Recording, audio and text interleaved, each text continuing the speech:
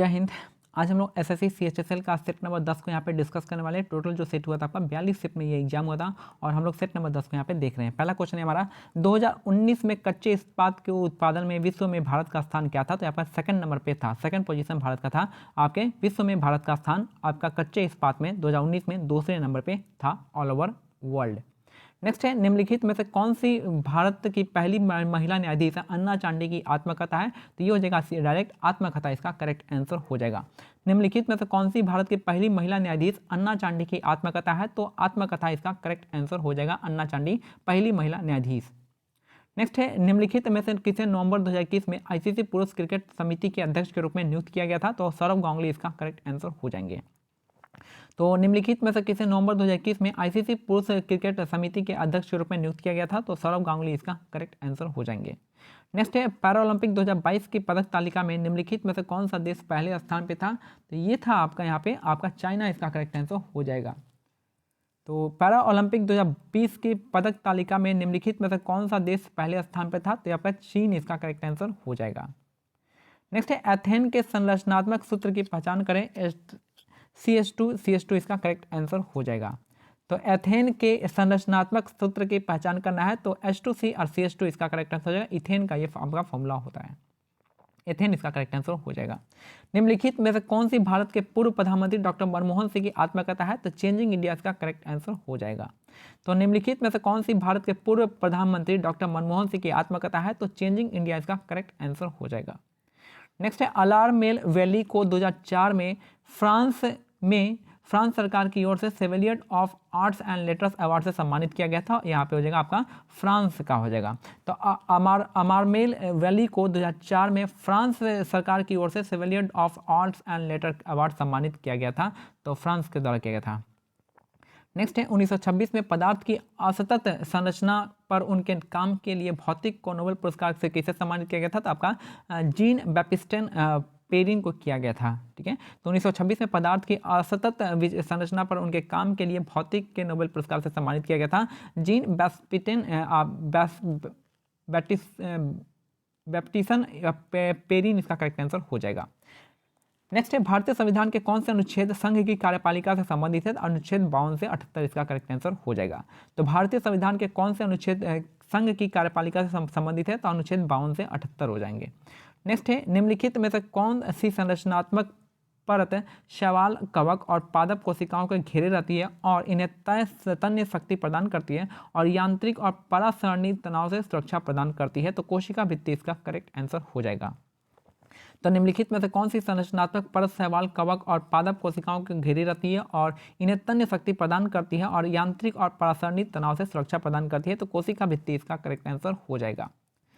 Next है question 11 2020 में VP Dhananjayan और शांता धनंजयन को नृत्य के क्षेत्र में श्री सन्मुखनाथ राष्ट्रीय प्रतिष्ठा पुरस्कार से सम्मानित किया गया था। तो 2020 में वीपी धनंजयन और शांता धनंजयन को नृत्य के क्षेत्र में श्री सन्मुखानंद राष्ट्रीय प्रतिष्ठा पुरस्कार से सम्मानित किया गया था। नेक्स्ट है किस ट्रैक एंड फील्ड इवेंट में बैटन का उपयोग किया जाता है। तो रिले रेस में बैटन का उपयोग करते हैं। तो किस ट्रैक एंड फील्ड इवेंट में बैटन का उपयोग करते हैं। तो ये हो जाएगा रिले रेस, इसका करेक्ट आंसर हो जाएगा। नेक्स्ट है क्वेश्चन नंबर 13 19वीं शताब्दी के निम्नलिखित ख्याल गायकों में से किसे भारत के अंतिम मुगल सम्राट बहादुर शाह जफर ने तानरस की उपाधि से सम्मानित किया गया था। तो मीर कुतुब बख्श को किया था।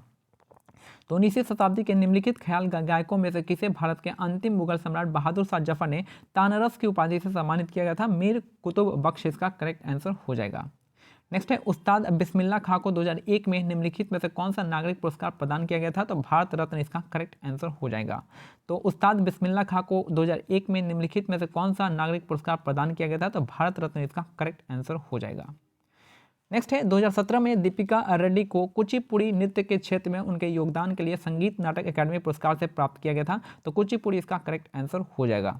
तो 2017 में दीपिका रेड्डी को कुचिपुड़ी नृत्य के क्षेत्र में उनके योगदान के लिए संगीत नाटक अकादमी पुरस्कार 2017 प्राप्त हुआ था। तो कुचिपुड़ी के क्षेत्र में दीपिका रेड्डी को प्राप्त हुआ था। नेक्स्ट है पदार्थ की किस अवस्था में अणुओं की गतिज ऊर्जा उनके बीच आकर्षण बल से अधिक होती है, जिसके कारण वे एक दूसरे से दूर स्थित होते हैं और स्वतंत्र रूप से गतिमान रहते हैं। तो गैस इसका करेक्ट आंसर हो जाएगा। पदार्थ का जो कौन सी अवस्था होती है जिसमें अणुओं की गतिज ऊर्जा उनके बीच आकर्षण बल से अधिक होती है, जिसके कारण वे एक दूसरे से दूर स्थित होते हैं और स्वतंत्र रूप से गतिमान रहते हैं। तो गैस इसका करेक्ट आंसर हो जाएगा, गैस स्टेट में।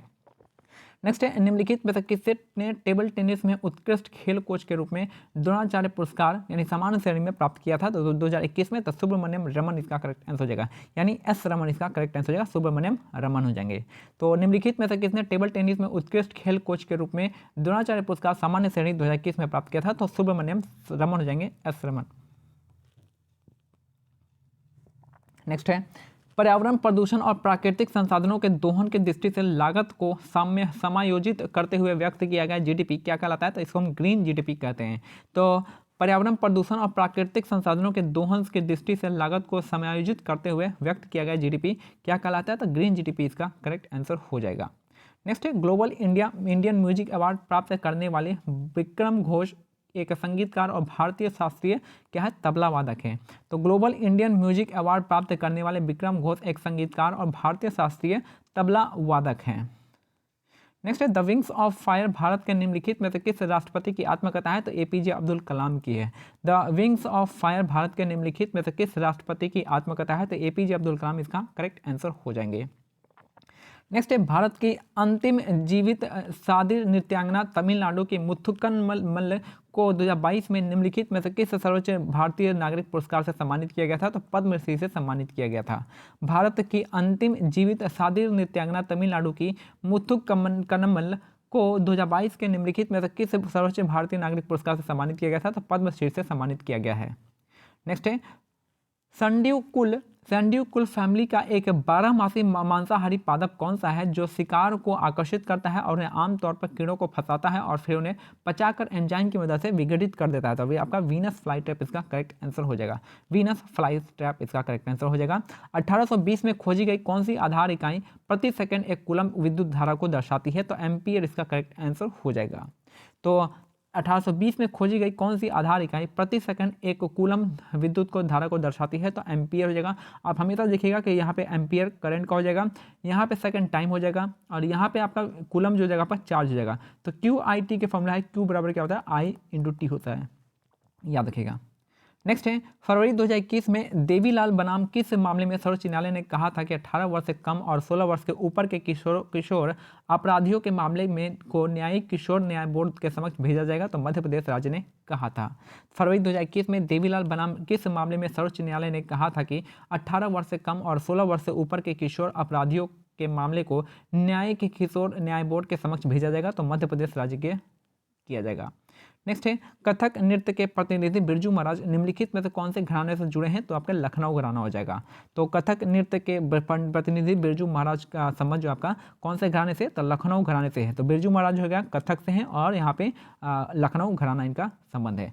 तो ठीक है, मिलते हैं अगले सेट में, तब तक के लिए जय हिंद, जय भारत, धन्यवाद।